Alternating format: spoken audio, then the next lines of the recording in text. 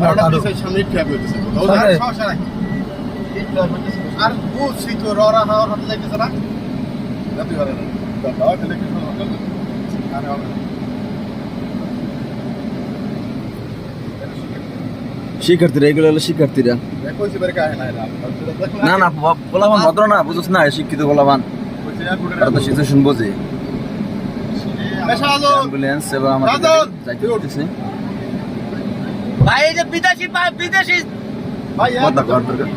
এই লই যাই দিটা হ্যাঁ ভাই ধন্যবাদ ভাইয়েরা ধন্যবাদ